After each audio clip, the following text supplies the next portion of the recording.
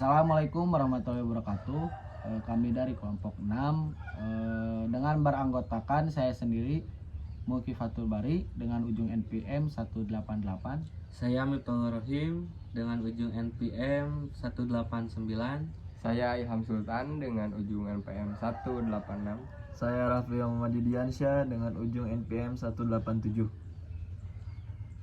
Lalu di sini kami akan menjelaskan sedikit tentang perbedaan sistem ekonomi Islam dan sistem ekonomi kapitalis. Selamat menyaksikan. Sistem ekonomi adalah suatu sistem yang mengatur serta menjalin hubungan ekonomi dengan antara manusia dan juga dengan seperangkat kelembagaan dalam tatanan kehidupan bermasyarakat atau bernegara. Yang dimaksud dengan kelembagaan adalah aturan main suatu masyarakat. Kemudian ada karakteristik sistem ekonomi kapitalis. Kapitalisme dengan sistem laissez-faire masih terus digaungkan hingga saat ini. Campur tangan pemerintah dianggap sebagai suatu yang berbahaya bagi ekonomi. Namun berbagai modifikasi telah dilakukan atas sistem ini sebagai respon atas dampak buruknya terhadap keadilan distribusi.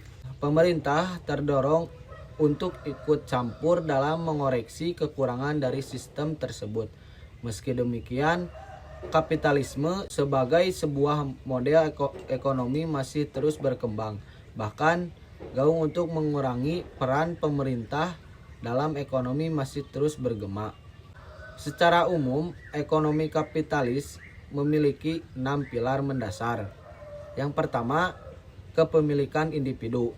Kemudian yang kedua, self-interest atau kepentingan pribadi. Yang ketiga, persaingan bebas. Produsen bebas keluar masuk pasar persaingan. Yang keempat, mekanisme pasar. Harga ditentukan oleh mekanisme pasar. Interaksi antara pembeli dan penjual. Yang kelima, bebas dalam menentukan pilihan untuk konsumsi ataupun produksi ataupun investasi. Kemudian yang keenam, peran pemerintah terbatas untuk melindungi hak privat warganya dan memelihara tatanan lingkungan yang memastikan mekanisme pasar berjalan dengan semestinya. Perbedaan sistem ekonomi kapitalis dan sistem ekonomi Islam. Ada beberapa perbedaan mendasar antara sistem ekonomi Islam dan ekonomi kapitalis. Yang pertama, perbedaan worldview.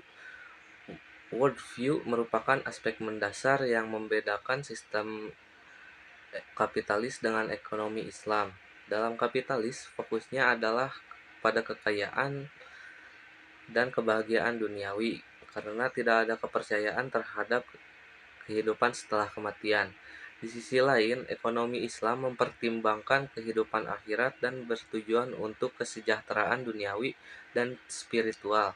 Pandangan dunia Islam menekankan peran pada manusia sebagai khalifah dan penyampaian pesan kenabian. Pandangan dunia yang berbeda ini membentuk arah dan tindakan individu dalam aspek sosial, politik, ekonomi, dan budaya. Yang kedua, pertimbangan nilai atau moral.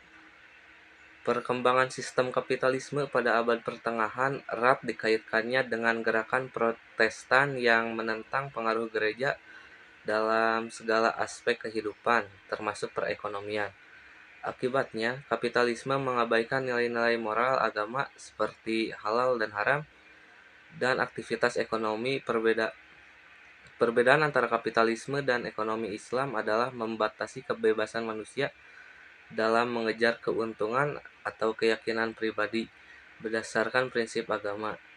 Riba, perjudian, spekulatif, dan konsentrasi kekayaan dipandang sebagai hal yang tidak dapat dihindari dalam kapitalisme, sedangkan hal ini dilarang dalam ekonomi Islam.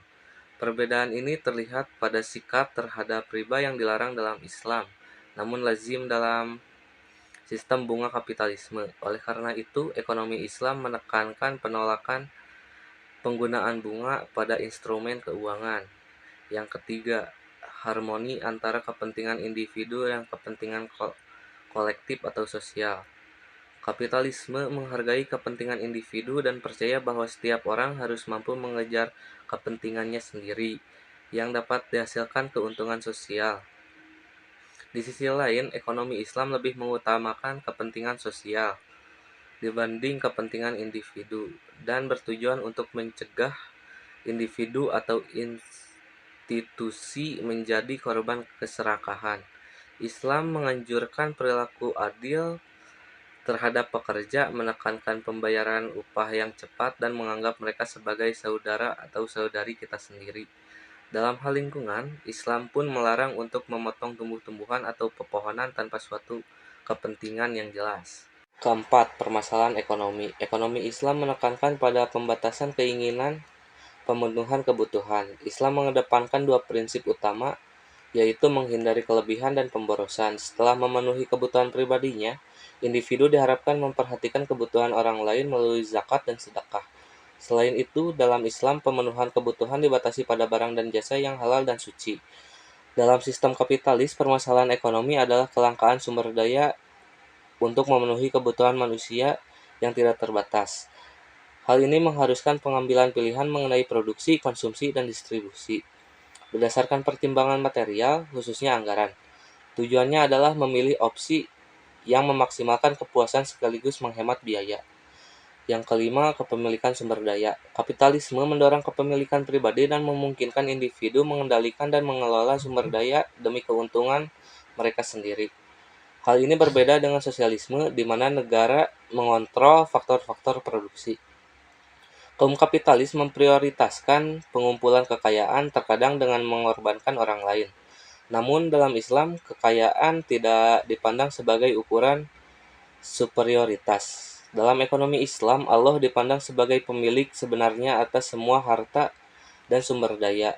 Manusia tidak mempunyai kepemilikan penuh atas hartanya, karena segala sesuatu pada akhirnya adalah milik Allah.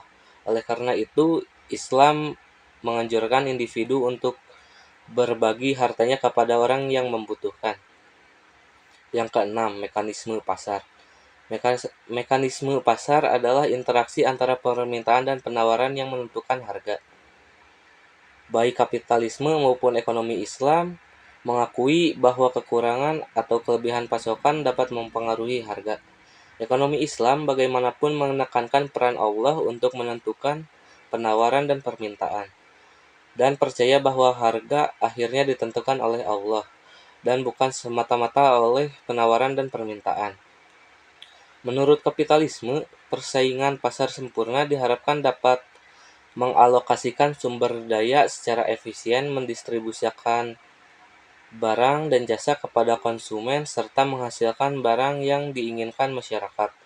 Ekonomi Islam memiliki beberapa pertimbangan tambahan, termasuk penghindaran pemborosan sumber daya, penolakan eksploitasi tenaga kerja, dan perhatian pada mekanisme pasar. Yang terakhir, intervensi pemerintah. Kapitalisme adalah sistem di mana bisnis bersaing satu sama lain tanpa campur tangan pemerintah. Beberapa orang percaya bahwa pemerintah harus sebisa mungkin tidak ikut campur dalam perekonomian. Mereka berpikir bahwa pemerintah tidak ikut campur, maka sesuatu yang disebut invisible hand akan membantu memastikan bahwa kebutuhan semua orang terpenuhi.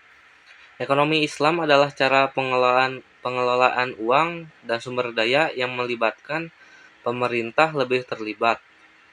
Pemerintah membantu memastikan masyarakat mempunyai pekerjaan dan harga tidak naik terlalu tinggi.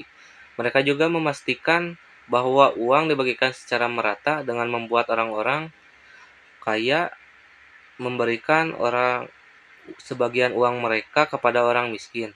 Tugas pemerintah adalah memastikan kebahagiaan orang, baik individu maupun masyarakat, secara keseluruhan. Sekian penjelasan dari kelompok kami. Mohon maaf atas segala kekurangan karena kesempurnaan hanya milik Allah SWT. Wabillahi taufiq wal hidayah. Wassalamualaikum warahmatullahi wabarakatuh.